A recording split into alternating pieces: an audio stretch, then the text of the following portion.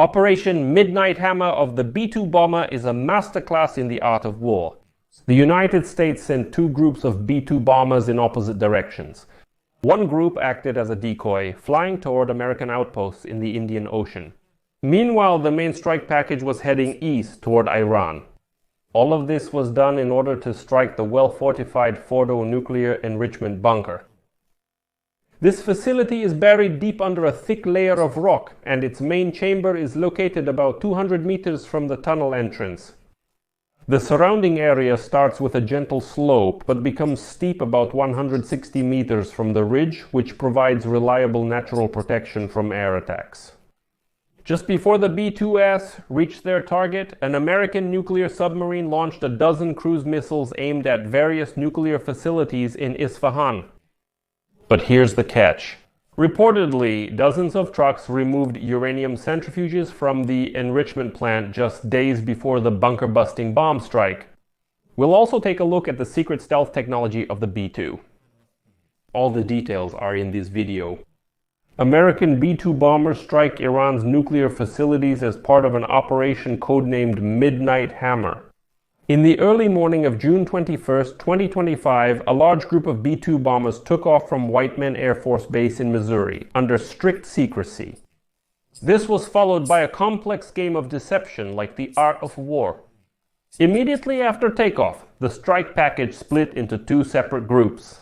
One group, acting as a decoy, flew west over the Pacific Ocean, heading toward well-known United States outposts such as Andersen Air Force Base on Guam or possibly Diego Garcia in the Indian Ocean.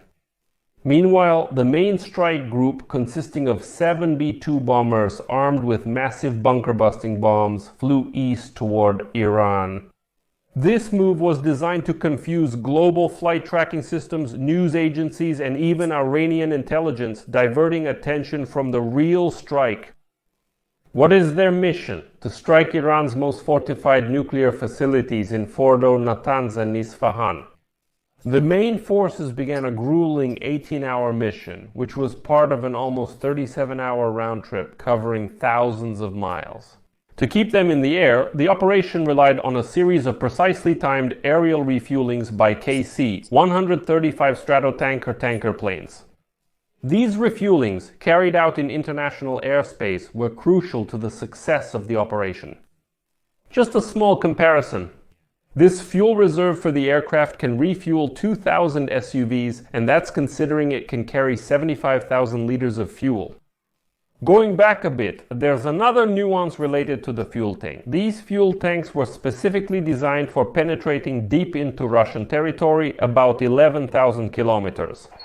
In addition, it can fly twice as far into enemy lines, avoiding radar detection thanks to this rotary aerial refueling system, which extends all the way to the end, as shown here. This increases its range to almost 20,000 kilometers with a Boeing KC-135 Stratotanker and allows it to stay in the air for 44 hours.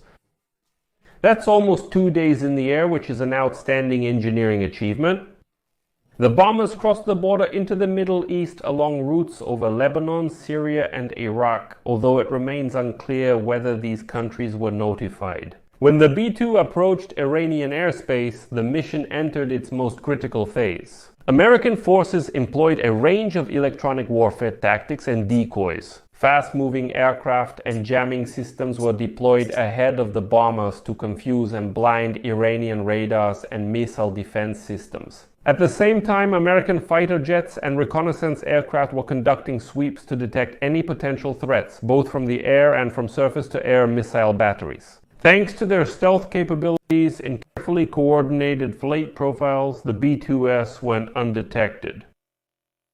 This is the Fordow nuclear facility, one of the most fortified and deeply buried sites in Iran's nuclear program. But what exactly makes it so difficult to destroy? Fordow is protected by a complex network of defensive structures, including 6 tunnel entrances leading to its underground uranium enrichment plant. The most important parts of the facility, particularly the enrichment infrastructure, are buried deep inside a tunnel about 200 meters long, carved directly into the mountainside. It is believed that the main enrichment chamber is located directly beneath the mountain ridge, hidden under a massive layer of rock. The distance from the tunnel entrance to the chamber is about 200 meters.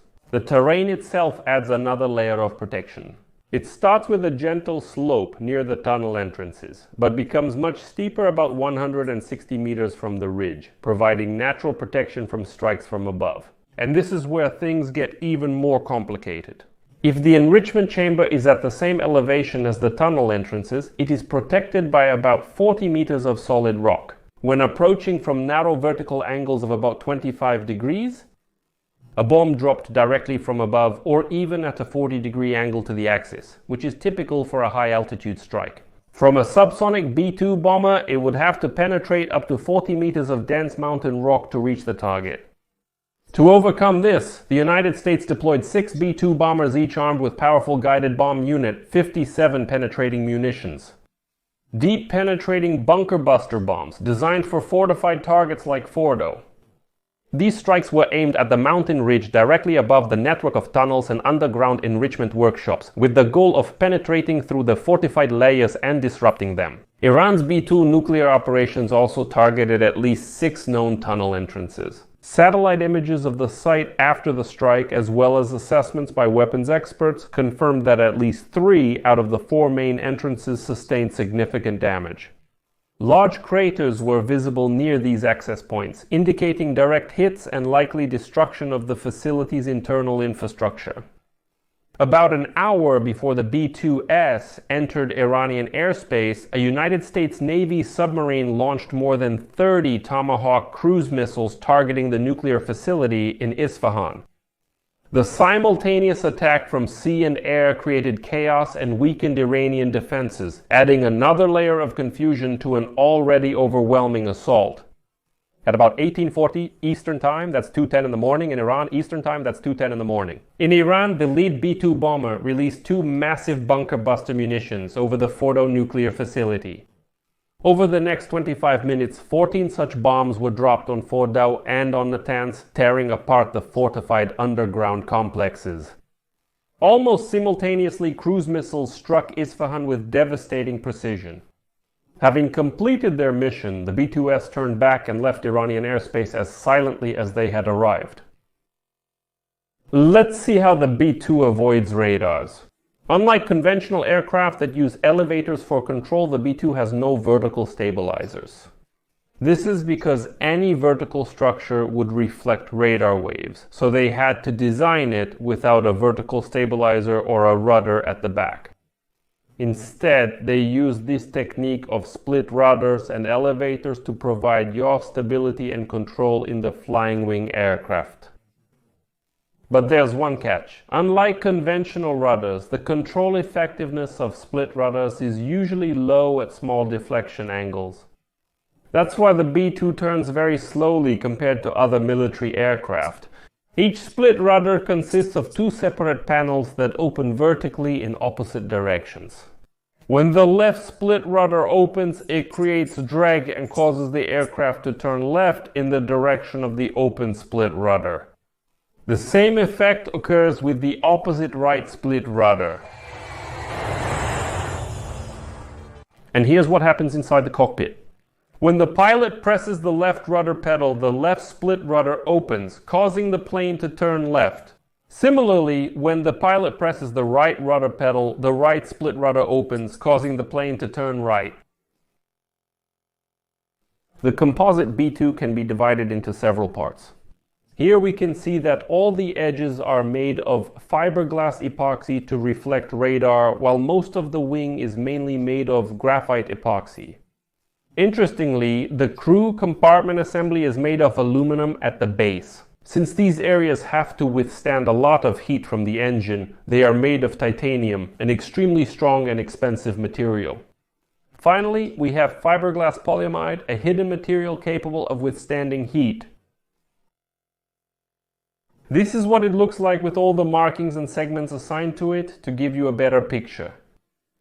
Let's take a look at the billion-dollar radar paint technology, which is still classified. But here's what we know from aviation experts. It involves the use of radar-absorbing material, also known as RAM. This is a polymer-based material applied to the surface of stealth military aircraft, like the F-22 and F-35. Let's move to the belly of this beast and open the bomb bay door. This is the weapon adapter rack which makes this bomber formidable. Although the B-2 may seem small, it can actually carry about 80 bombs. 82 bombs weighing 220 kilograms each, weighing 220 kilograms. Yes, all these 80 units of weapons can fit into this weapon adapter, with a total weight of about 18 tons of free-fall gravity weapon systems. Depending on the mission, the B-2 can switch to this rotary weapon system, which allows it to carry about 16 missiles, each of which can cost about $1.5 million. When the B-2 is ready, it can stealthily drop this payload. The missiles deploy their wings to fly toward the target, covering a distance of about 370 kilometers. Let's see how this works. Step 1. The bomb release platform. As mentioned earlier, the B-2 stealth bomber flies at a very high altitude. When the aircraft reaches the designated location and the conditions are optimal, it can release this specialized weapon system. The bomb is designed for accuracy, and the release altitude plays a crucial role in its trajectory and effectiveness. Then, in the second stage, precision guidance takes place. The bomb is equipped with advanced guidance technology, including inertial navigation systems that are of military-grade satellite quality. Then comes the third stage, trajectory correction. Guidance information and data are then transmitted to the bomb's 4 lattice fins located at the rear. These so-called fins can move and adjust in real time, allowing the bomb to correct its course as it descends under the force of gravity. These adjustments are necessary because the weapon doesn't have engines to change its trajectory. Instead, this weapon relies on the movement of these fins and a large altitude difference to control its flight path. That's why the bomb needs to be dropped from a very high altitude, so it has enough time and distance to accurately adjust its trajectory. And here comes the most difficult part, which is step 4, impact and penetration. The bomb, known as the Massive Ordnance Penetrator, weighs approximately 14 tons. When it reaches its target, it strikes with tremendous force, designed for deep penetration into fortified structures such as bunkers.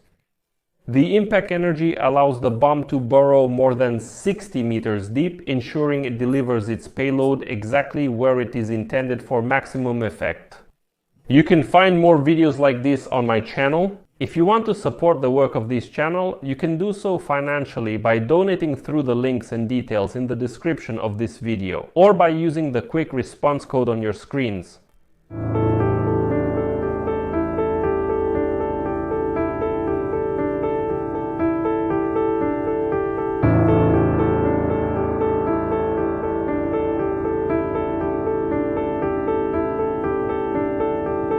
Subtitles created by